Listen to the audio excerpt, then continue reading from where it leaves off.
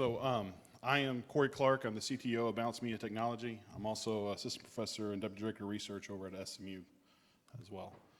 So specifically, Balanced Media Technology, BMT Balanced, we kind of focus on these three areas, combining these three things together: distributed computing, machine learning, and video games. And really our platform, Human, which is there in the middle, is the combination of all three of these things.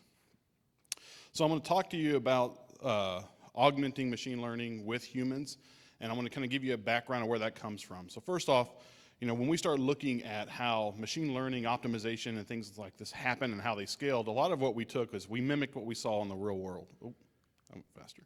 So simulated annealing, beehive, PSO, neural networks were all these biological things that exist in the world that we started trying to mimic to take advantage of those capabilities. Has anybody ever seen the Open Worm project? I think this is amazing. Yeah, so this is right here. They took a roundworm that completely mapped its central nervous system and then put it into a Lego Mindstorm.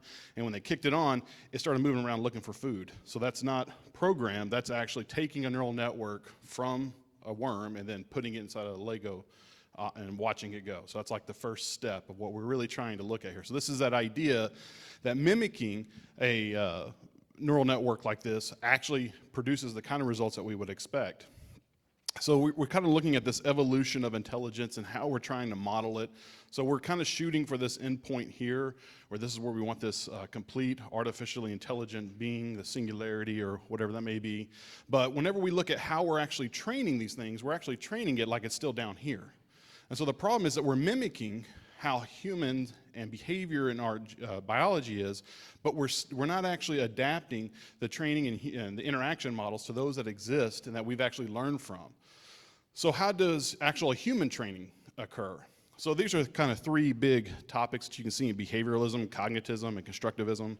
And so the idea of how we actually train people is very different. So behavioralism is more like Pavlov's dog, that you do something, you get a reward, and it's very driven, and it's more driven and it's reactive. Whereas we want to look at these things that are more proactive, where the learner is actually part of it. So something you may have heard before is like experiential learning, which is very big. So constructivism and experiential learning are actually coupled together.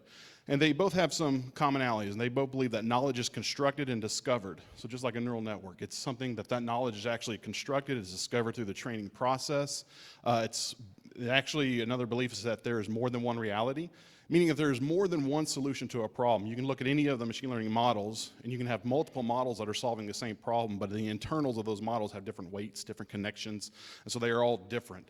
But they all have their own solution to that single problem. So the learner is always in control, and the learning is focused around the learner themselves. And experiential learning is actually a subset of constructivism. So let's look at the experiential learning curve here that is proposed for humans, and you can see that there's this experience, reflect on that, you conceptualize, and then you test. And this maps directly over to how we do training currently for machine learning itself, where you're sampling data sets, you're doing some sort of error calculation with backpropagation, and then you sort of validate and test your results. The problem with this is that it ignores collaboration. So constructivism is the idea that we want to actually put in this collaboration. So you should not just be learning from your experimentation. You should also be learning from what others have learned. So how do we actually, and this is a great quote that's like attributed to like 30,000 different people, so I don't really know who said it. Learn from the mistakes of others because you can't live long enough to make them all yourself, right? So what we really need to do is modify the training idea, and not just look at this experiential learning where the model is just trying something over and over 1 billion times. What about the concept that as a human, I can actually see where it's going? I actually have intuition and knowledge about what it's trying to do. And one of the things that we do with the constructivist augmented machine learning is actually find a way to couple that together so that now, not only can you do the experiential, the hard CPU, GPU training, but you can actually couple that intuition and direct it into the machine learning model itself. So this brings up the question of how do humans and machines collaborate together at all? So this is the idea behind constructivist augmented machine learning. We call it CAML for short. And so I'm going to give you some examples of that. Here's one. First off, this is all built on the platform called Human. So Human is a combination of a volunteer grid computing provided by video games as well as this human-guided machine learning. So we have this through games themselves. We now allow people to interact with machine learning models directly, and not just generate training data or segmentation, but actually modify algorithms, models, apply inputs, all sorts. So you can actually now inject humans all throughout the machine learning pipeline. So it's a true human-in-the-loop nature. System. And it's a collaboration platform. So there's been a few talks that have talked about, you have data scientists, you have algorithms, computer science people, different fields like biology, and they all come from different backgrounds. So this platform allows all these different disciplines to actually work together in their own specific domain. And then through the APIs that they're working with, it connects to the other areas. So a game developer can build a game that has nothing to do with data science, machine learning, but the algorithms that are written that are compatible with it connect automatically because the person writing the algorithms wrote to the same interface in their domain. So the first example we're going to go over, and if we have time, we'll go over both of them, is the one we're working on with, oh, this got messed up, but it's OCT image analysis. So basically we're looking at retinal scans and we're trying to identify disease inside of the eye. So this is a project that Balance and SMU, Retina Foundation, and Johns Hopkins are all working with. So just to kind of give you an overview, these on the left-hand side here are a few actual images, and when you look at them, you can see the top one, and it may be hard for everybody to see, but the red and the green line, this is actually what the current machine learning model is capable of doing. And what it's trying to do is actually identify that hump and measure the volume between us, because that's how much diseases actually exist inside the eye. So what currently they do is the automated algorithm goes through and draws those lines, and then they're actually updated by a human. Has to actually go in and manually adjust them because the algorithms are not capable of actually identifying this. And this is a large problem being worked on by every major company, all the pharmaceuticals, Google, all of them are all taking part in it. So what we did is we started looking at segmentation as a problem. So we built games around segmentation. So here is a segmentation game. You can see this is sort of like a tower defense. You're going through, you're drawing these lines, but you're trying to predict where these aliens, these robots are actually drawing, or actually moving. And through that process, you're being able to defeat them. But what we're doing is we're actually collecting the data, and we start generalizing that and trying to combine it in a way that makes sense.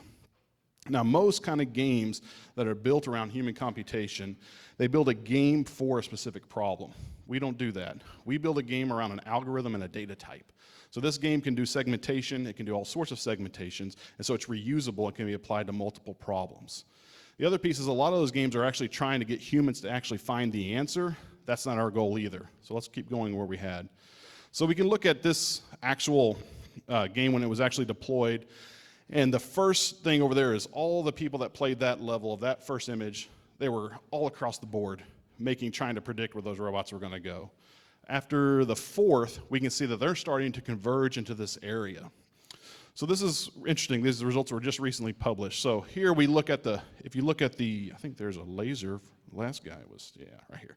So this area here is the error. So the wider those are, the more error there is. So on the first level, there was a massive amount of errors. The humans were nowhere near being able to predict where the disease was in the eye. And understand that these were just gamers. These are all age people, have no idea what they're doing. They're just trying to kill some robots inside of a game. We didn't necessarily give them any sort of education about the problem itself. After about 15 to 20 minutes of play, the error was in 1 pixel. Right, so they were able to get within 1 pixel of actually detecting when we started averaging all those results. Now, individually, they weren't smart, right? But the idea is that when you start averaging that, you can actually remove bias and understanding from these kinds of problems by actually taking a crowdsourced information and then using specific algorithms to statistically analysis and then pull it down into an area where it starts getting correct. So this was also recently published as well.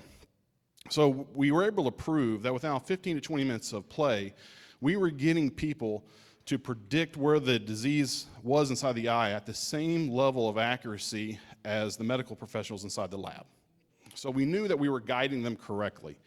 The key is what we didn't want to do is we didn't want to create a platform that actually was trying to find the answer itself. We want to use this as a guide. So this is the current platform that exists. You have this image, you pass this through some deep learning, and at the end, it's actually identifying the boundaries of where the disease is at. So what we do is we add this game in it, and it creates a filter. So now instead of telling you exactly where it's at, we give you predictions of where humans believe it's at. So think of the opposite of how you probably are using machine learning today. Right now, you're using machine learning to give you that estimate. What we're saying is you can reverse that, and this is that collaboration. So this is what we call a CAML input filter. And so what it does is that whenever we take all of those people's selections and we start producing together, and we put this inside the alpha channel, we still have all the data inside the image, but this is where it's telling the machine, hey, we think the disease is somewhere in this area. So basically, you take your raw image, you apply the filter, and it reduces it down to this focused image. You still have your R, G, and B channels. This is just a fourth channel on the image to actually process the data. So let's look at accuracy. So we compared the two, and you can see right quick that whenever we start using this kind of filter and the training happens, how much faster we get up to an efficient model, whereas compared to using a standard UNet approach, it still is not even functional at this point. Right? So just by collaborating now, so now that the humans are in there guiding that AI, helping it, giving that input, we're able to actually get to a functional model much faster than before. So we'll see if this works. Yep. So you can see here, this is sort of looking at the gradient, so I'm not sure level technical side on this, but on the left is using the filter, and you can see how quickly the model is zoning in to where it needs to be. The purple is where it's looking at and where it's trying to currently find the answer. And on the right is a standard UNet, and you can see that it's still, I think this is about 25 epochs, it's still not even close to getting that bottom line, which is where the problem's always been. So this one's probably really hard to see. I wasn't sure what the setup was going to be. This is at the beginning, so you can see, went the wrong way. The wrong button. So this is looking at actually trying to detect, and after training, this is the standard UNet, and it's still not being able to find that bottom line, and we can see here that our model is. So we're already making that massive jump and being able to detect this disease in the eye whenever the standard methodologies are not capable of doing it. So I know there was some talk about games and trying to do something with AI not being social good, but here's an example of Lila Zero, which is the open source version of AlphaGo from Google. And so what we went through, we started looking at that and we said, okay, could we find new ways to collaborate and work with this model? So essentially this is what the Lila Zero model looks like. It's several layers, so this is actually the whole, how many hidden layers are in it.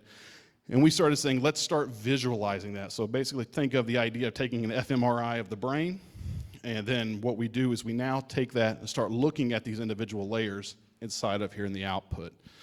Now one of the key things here is that as a machine learning algorithm, it doesn't really understand what these mean.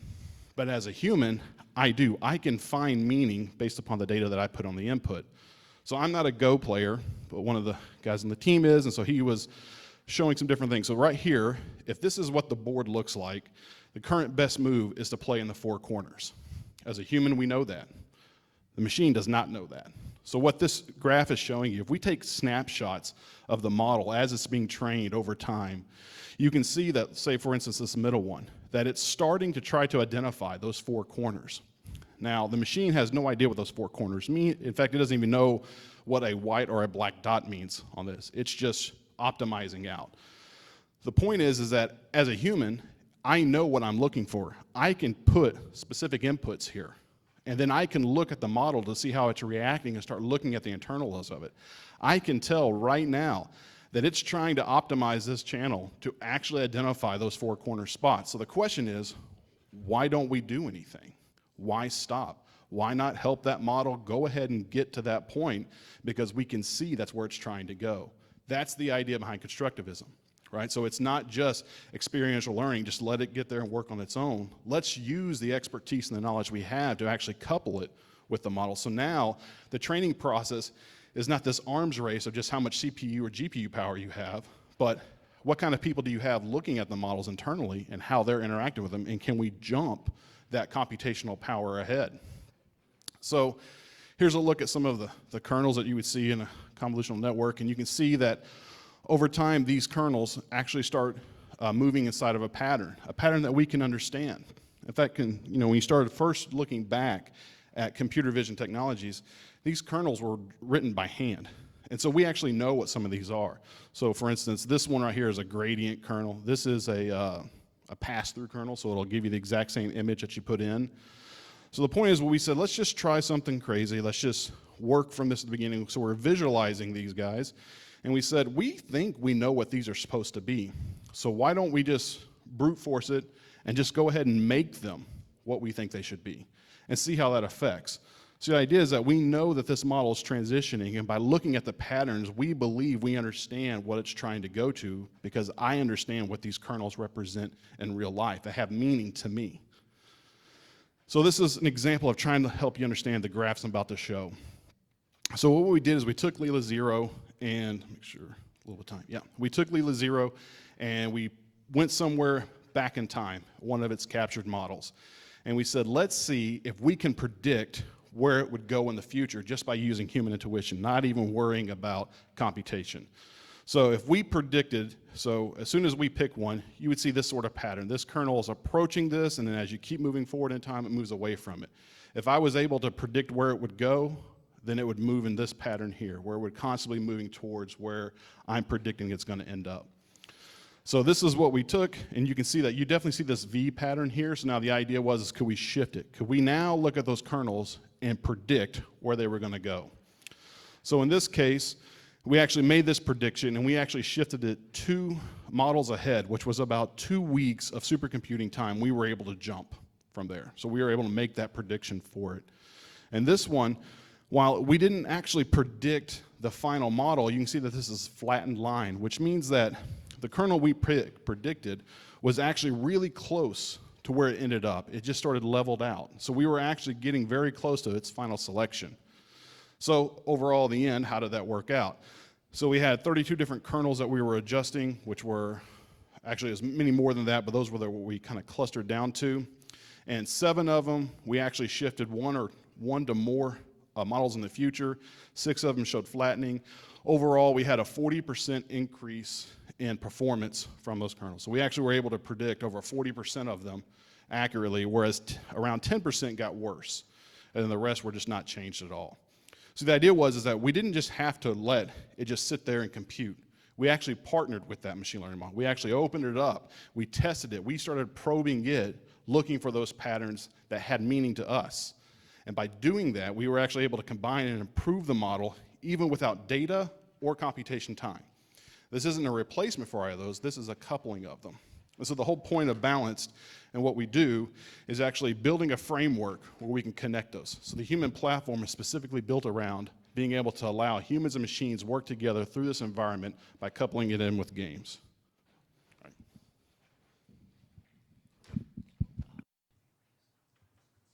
Oh, you want me to use this? Or I'm out of time, or are you cutting me off? Oh, okay, I thought I was out of time. So the platform is around that. We use video games for a reason, because those video games allow us to actually engage the user, right? So our company actually connects those users to a cause, and then while they're actually playing those games, those cycles go towards research time, community betterment, something like that, and then also provides a new way to generate revenues for those companies. So we're currently working with, we have a big event coming up in October with the National Breast Cancer Foundation, where there's going to be a gaming event, people playing video games, and simultaneously we're going to be searching for a new compound to treat the breast cancer resistant protein. All their computers will create a volunteer grid, we'll be processing that data, and the games that they're playing in the commercial breaks as well as offline will actually be helping us identify what properties are actually most important whenever you're actually synthesizing a new chemotherapeutic compound. So all that through video games, right? And so it's a way to take this large-scale entertainment industry and actually bring value to it and social impact. Questions? Yeah, I got one.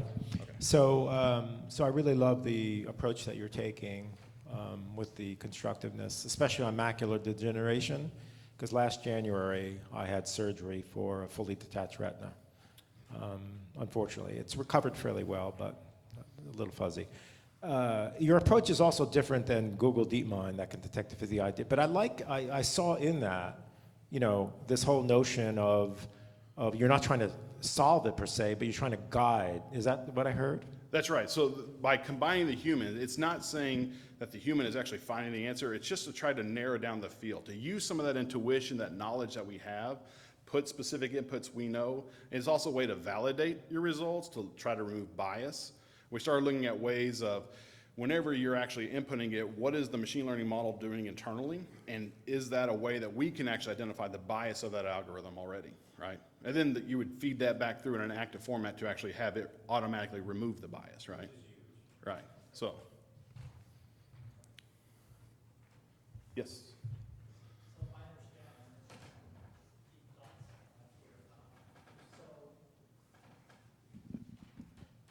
So correct me if I understand correct.